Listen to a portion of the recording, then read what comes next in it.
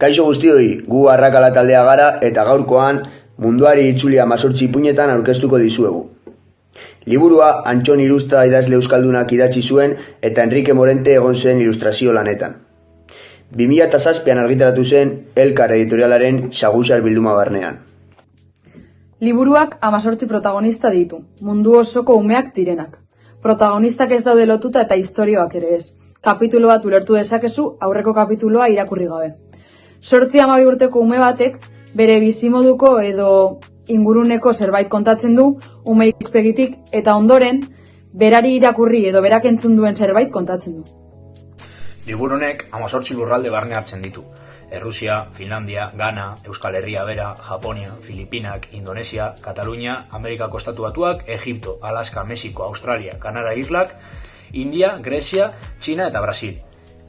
Ume bakoitzeko aipatutako ipuinak edo kondairak bizi diren lurraldearekin lotura handia dute eta lur horien bilakara historikoa eta kultura islatzen dute bertan. Izan ere, ipuin hauek belaunaldi transmitituak izan dira.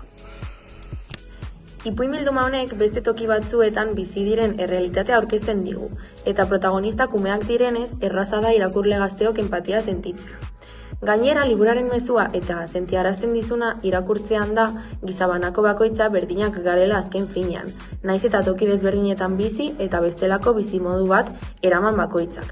Gainera, aipagarria da nola lurralde guztiak mapan seinalatzen dira. Honek asko laguntzen du herrialdeak munduan kontatzeko orduan. Horrez gain, oso ipuin bilduma interesgarria dakar liburuak, kondaira laburrak kontatzen dituelako, irakaspen edo moralejak dituztenak eta zer pentsa ematen dituztenak. Amaitzeko liburua irakurtzea gomendatu nahi dizuegu. Edozein haietarako liburua da, eta historiak erlaziorik adugak direnez ez da momentu txarrik kapituloren bat gozatzeko. Gogoratu Euskal Herriko liburutegietan alokatu dezakezuela. Eta nahi izatekotan, Elkarren liburutegian duzuela salgai. Besterik gabe liburua irakurri eta jakin ezaguzu ea guri bezain beste gustatu zaizun.